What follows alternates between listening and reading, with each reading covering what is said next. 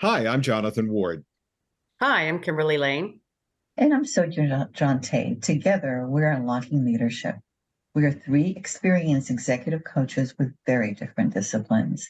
In every episode, we take a question from a real client and provide key insights to address their challenges from our three different perspectives. It is a holistic approach to understand challenges and opportunities. So let's see what we have today. It's a question today from Regina in Denver, Colorado. I've been promoted to a senior leader role. Congratulations, Regina. Reporting to the president. What should I be doing differently with my new peers to be successful in this role? Jonathan, what guidance would you give Regina? Well, again, seconding Sonia's congratulations. That's an awesome and a very awe-inspiring and also one of those things that makes you kind of sit back and think about, wow, this really is the big time when you're reporting directly to the president of the organization. In terms of what you should be doing differently, I think the mindset shift that I heard, I used to report directly to the president of a very large company, not as a senior leader, but as an advisor on his staff, but getting to work with the senior leaders of the team. What I found was the big mindset shift that was really important was that when you're a middle manager, your responsibility is to your department or to your division, the people that are directly on your team. When you begin working at the level of reporting to the president of the organization, your responsibility goes across the entire organization.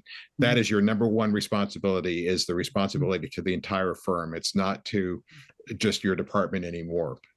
And so at that level, now you get into a really interesting mindset shift, because you do have to manage your own process or your own organization. You have to be responsible for their performance, but at the same time, you need to be thinking about how does this affect the entire organization? And you may have to be making decisions that are not to your organization's benefits, but they're for the betterment of the entire company or the entire organization that you're working for.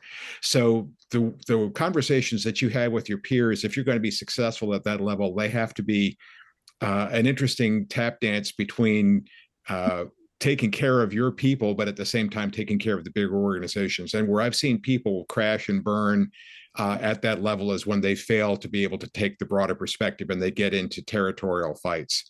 So you really need to avoid, getting into, what I remember seeing two VPs, both of whom got fired, and one of them said, "Yeah, we just turned into a couple of junkyard dogs fighting." And he said, "I realized I was getting spun up in that, and I couldn't stop myself." And so the two of them were so territorial and so protective of that they both ended up being forced out of the organization. So you've got to be really willing to take that step back and take a look for the greater good. How about Kimberly? What do you think? Yeah, again, Regina, really great question. And I probably interpreted this a little bit differently than you intended, but we'll share what my thoughts were anyway. So, and I apologize if I did not understand your question correctly. What I took it as was you're promoting, again, congratulations to be reporting to the president, a big deal. And I agree with what Jonathan has said as far as your perspective has to be now for the entire organization, not just your immediate team. If you were saying a managerial role, what I took your question to mean was, how do you now relate to your say another manager in your role, where now you're going to be one step above that person? So you might have been peers in the past, and now you be stepping up, and that changes that dynamic because you're technically over them now, right? So it becomes very uncomfortable. People can be jealous, changing expectations, and so I'm a big proponent of just kind of addressing the elephant in the room. And this would apply also not only with your previous peers, but even your new peers. I would have one-on-one meetings with each one of those individuals and just, share what your expectations are for the role. Ask what their expectations are of you in that role. And for the peers that you used to have that now you're going to be maybe superior to, have an honest conversation with them. My role is going to change. I am going to be probably demanding some things of you that I did not demand before, because my perspective is to help the entire organization. I'm not just managing you, or appear with you as a manager, but now no, my role is different. And so I am going to be asking things of you that I didn't ask before. So it's really just having a one-on-one conversation about expectations. My role is changing. I am going to be different. here's what that looks like. What are your thoughts on that? Let's talk about it. I'm just trying to avoid all those politics and the behind the scenes chit chat that's so destructive within our organization. I'm more like to see people just have an honest conversation with it, right? About it early on, and setting expectations, and just having dialogue about it. So I apologize, Regina, if that was not your question, but it's something that's helpful even with your new peers in the role, to set expectations and to have honest conversations. So yeah. Absolutely. So in terms of what I think you need to be doing differently with your peers, and Jonathan definitely addressed the fact that when you do get elevated to the senior leadership team, you are interdependent with all your other peers, because their functions are as important as your function, and understanding how you can contribute and how you can help makes a big difference. I would say that probably the biggest change is your communication with them, and this is what I mean by that. Typically, when we're reporting into a particular boss, we only inform them of any things that are going to be changing, or anything in terms of bringing them up to date.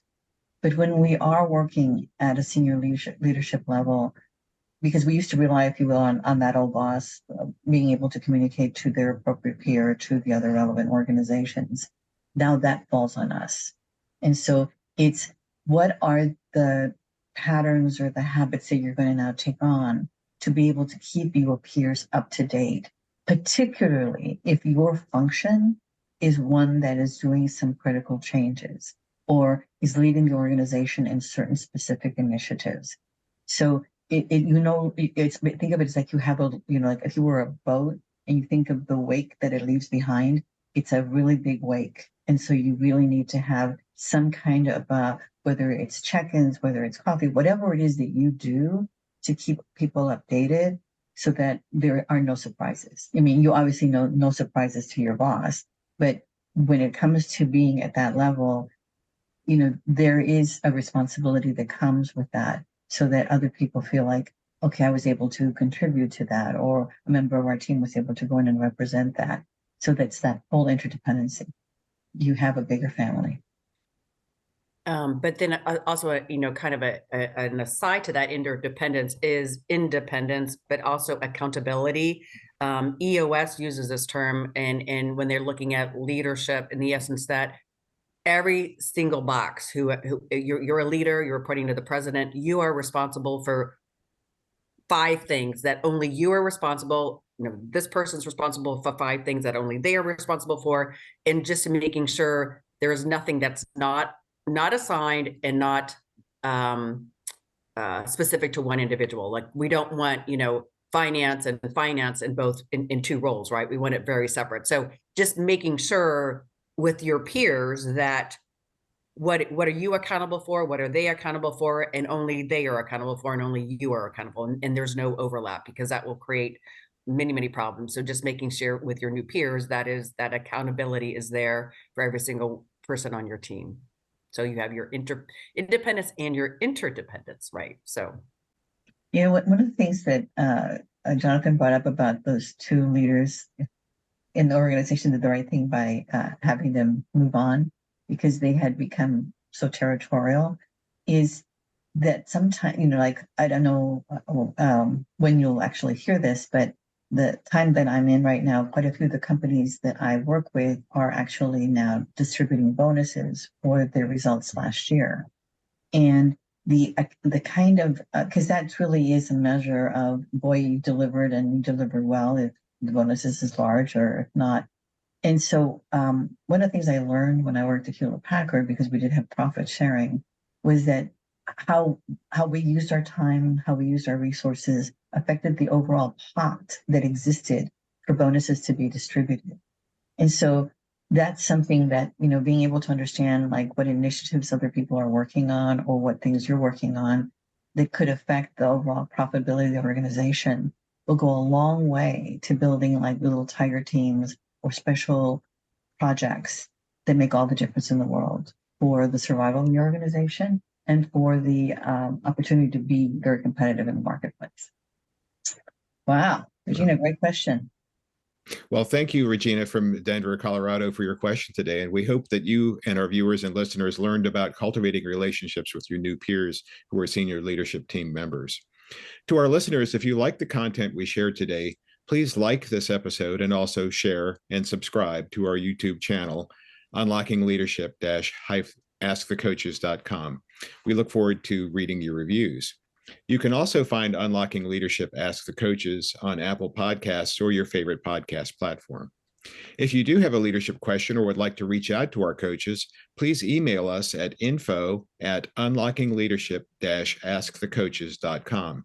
We'd love to hear from you. So thanks for joining us today, and tune in next time to find the keys to unlocking your best leadership.